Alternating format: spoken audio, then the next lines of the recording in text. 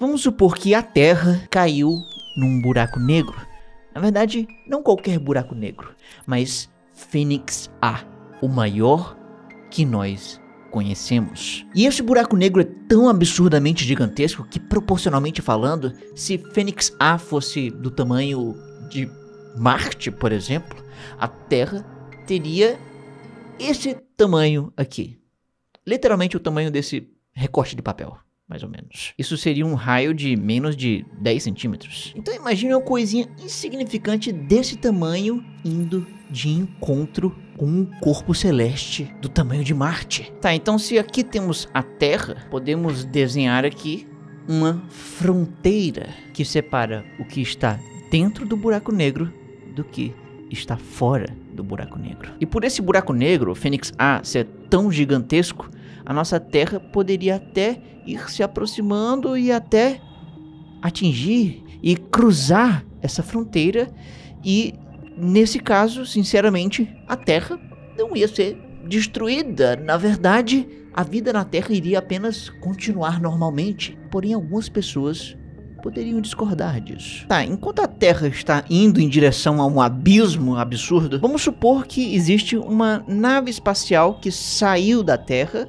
e está em uma certa distância segura. E nessa nave, você está lá todo pimpão. Você está numa nave espacial a uma distância segura da Terra e do buraco negro. E o melhor de tudo é que você está munido de um bom telescópio. Ele é bom o suficiente para você conseguir ver o que está acontecendo na Terra enquanto ela caminha em direção ao buraco negro. E bom, os elementos aqui não estão muito em escala, mas olha só que doideira isso. No início da brincadeira, você e a Terra ainda estão bem longe do buraco negro. E aí você pega a sua luneta e dá uma olhadinha pra Terra. E lá você vê as pessoas vivendo a sua vida normalmente, no trabalho e tudo mais. Beleza, até aqui tudo de boa, tudo normal.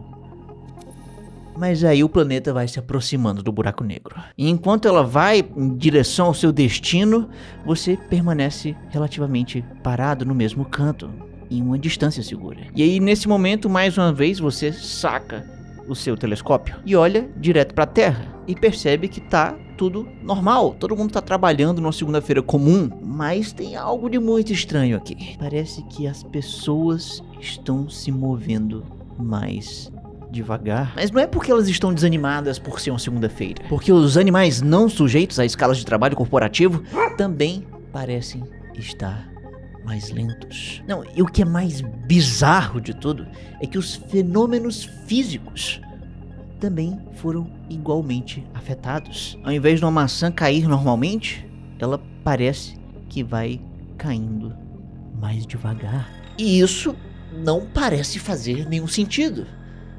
Mas as coisas vão ficar ainda piores. A Terra continua a sua trajetória até a fronteira que separa o interior do exterior do buraco negro. Nessa hora, ela chega exatamente nesse limite. E obviamente, você dá uma olhadinha de novo. Você não parece acreditar no seu telescópio, mas o que você está vendo é um planeta em que todos ainda estão vivendo normalmente, mas se movendo cada vez mais devagar e mais até que eles param. A humanidade inteira, todos os seres vivos e eventos ficam congelados no tempo. Inclusive, até mesmo se uma maçã estiver caindo, ela vai ficar cada vez mais devagar e parar completamente, suspensa no ar, estática. Ou pelo menos é isso que acontece segundo o seu telescópio. Simplesmente nada parece acontecer na Terra. E nem que você fosse imortal e tivesse todo o tempo do universo, ainda assim você não ia ver nada acontecer. Ou melhor ainda, sendo mais fisicamente correto, à medida que a Terra fosse se aproximando da fronteira do buraco negro, o nosso planeta, na verdade, iria mudar de cor. A cor verde das plantas, o azul dos vastos oceanos e o rosado de bochechas tímidas. Tudo iria emitir um espectro de luz cada vez mais próximo do vermelho, até ultrapassá-lo. Iriam se tornar ondas invisíveis aos seus olhos, telescópios ou qualquer outro equipamento. O seu único planeta e tudo que há dentro dele vai se avermelhar e sumir lentamente até não sobrar nenhuma imagem, apenas as suas memórias. E eu sei, isso parece aterrorizante, mas isso é o que acontece somente na sua perspectiva, em uma distância bem segura do buraco negro. Agora, para o resto da humanidade que está aqui no planeta, eles iriam se aproximar do buraco negro, iriam chegar nessa fronteira, atravessar, e para a humanidade nada iria acontecer. Eles iam cruzar esse limite sem nem perceber. Ou seja, existe uma coisa muito louca acontecendo aqui. Para um mesmo evento, durante o cruzamento da fronteira, digamos uma maçã caindo exatamente no momento em que a Terra cruza essa fronteira, haveriam duas versões bem diferentes do que realmente aconteceu. Para a humanidade, essa maçã apenas caiu normalmente, mas para você, lá da nave, a maçã foi caindo cada vez mais devagar, até que ela parou. Bom, essa coisa estranha acontece por causa de uma coisa. Por causa da distorção do tempo que acontece próximo de um buraco negro. Agora, o que é ainda mais estranho é que eu poderia, por exemplo, ter uma empresa de escavação chamada Buraco Negro Escavações e usar esse logo por vários anos. Mas se eu não registrei nada disso, alguém pode acabar registrando primeiro o meu mesmo nome e logo. E nesse caso, aquela pessoa vai ser dono da marca que eu usei por todo esse tempo. Aquela pessoa pode me proibir de continuar fazendo o que eu faço, ou exigir que eu pague para usar a marca dela. Isso seria bem chato. E o pior que é possível de acontecer se você não registrar nada da sua marca. E para evitar isso, eu indico a Encore Marcas. A Encore faz para você de graça uma pesquisa para ver se a sua marca pode ser registrada. E aí depois você paga para eles fazerem o registro em si. O time da Encore tem anos de experiência, sabe o caminho certo das pedras e tem o conhecimento técnico especializado para aumentar significativamente a chance de sucesso do seu registro. Por isso visite @EncoreMarcas no Instagram ou clique aqui no meu primeiro link na descrição e diga que veio do Ponto em Comum, que assim você ganha automaticamente 15% de desconto. É um desconto bom. Então não deixe de proteger o seu negócio indo na Encore e registrando primeiro o seu nome e logo, porque quem chega antes tem vantagens. O tempo pro INPI não é relativo. Agora, para Einstein, pode ser que seja. Pois é, segundo Albert Einstein, o tempo é relativo. Ou seja, o tempo pode passar de forma diferente em lugares diferentes. Onde há uma maior influência gravitacional, haverá uma passagem do tempo mais devagar. Onde a gravidade for mais intensa, haverá uma passagem de tempo mais devagar. E para entender bem isso, vamos fazer um experimento mental.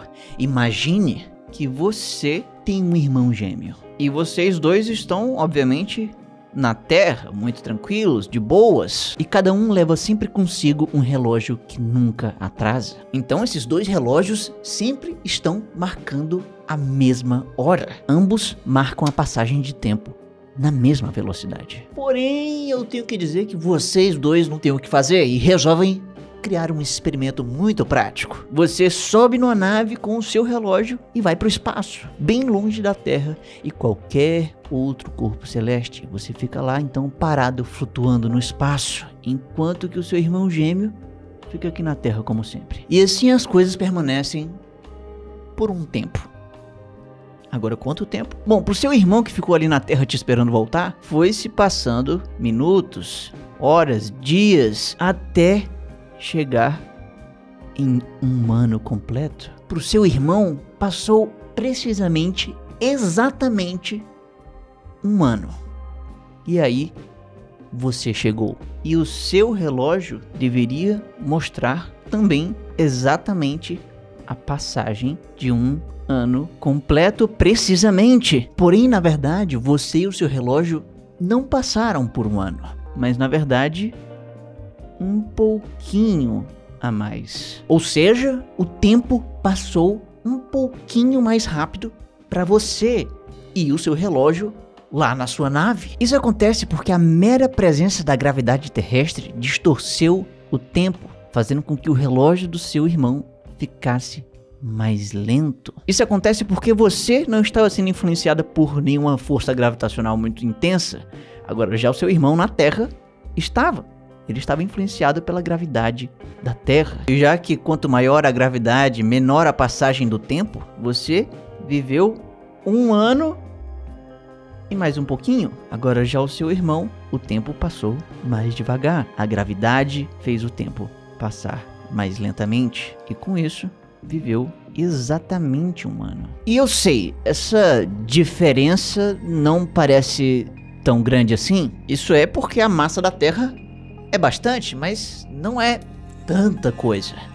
Agora, corpos celestes bem mais massivos do que a Terra vão gerar distorções de tempo bem maiores. Como é o caso de buracos negros, que por padrão eles nascem a partir do colapso do núcleo de uma estrela massiva ou a colisão de objetos bem massivos. E no caso de Fênix A, nós estamos lidando com o que há de mais extremo. Esse é um corpo celeste que tem uma massa estimada de 100 bilhões de sóis. E veja bem, essa é uma massa tão grande que a distorção do tempo seria absurda. E para visualizar isso, imagine que você e o seu irmão resolveram fazer um outro experimento. Vocês estão com tempo livre. Você está na sua nave de novo e sem sofrer nenhuma influência gravitacional de nada. Está a uma distância muito grande da Terra e de um buraco negro. E o seu irmão gêmeo, claro, ficou aqui na Terra, enquanto ela se aproxima de Fênix A. E claro, vocês dois estão com seus relógios perfeitamente sincronizados. À medida que a Terra se aproxima, a gravidade de Fênix A é tão grande que distorce o tempo em níveis gigantescos. A passagem do tempo na Terra fica mais lenta. E aí, se você lá da sua nave, numa distância segura, sacar seu telescópio para ver o relógio do seu irmão, você vai ver o relógio dele ficar cada vez mais devagar até parar completamente. E se o seu irmão também tiver um telescópio e apontar diretamente para você, ele vai ver que o seu relógio está, na verdade, ficando cada vez mais rápido.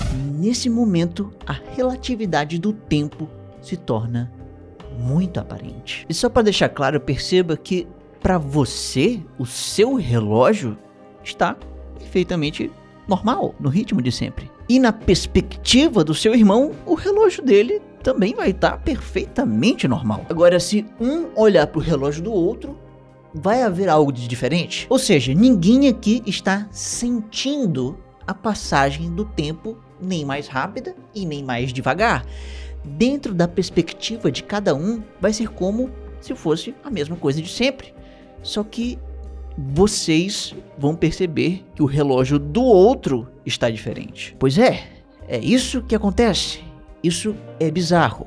Essa é a distorção do tempo. E é isso que faz com que, na sua perspectiva na nave, a Terra pareça ficar cada vez mais devagar até parar. E é também isso que está por trás da luz tender mais para o vermelho até ficar imperceptível. Isso acontece porque é possível definir a luz como uma onda, e como toda onda, ela possui cristas e vales. E a distância entre duas cristas ou dois vales nos mostra qual o comprimento dessa onda, o que seria um ciclo completo de oscilação. Cada ciclo desses acontece em uma certa quantidade de tempo. Então, para uma certa onda, podemos dizer que durante 1 segundo acontece uma quantidade X de ciclos. Comprimentos muito curtos têm vários ciclos por segundo.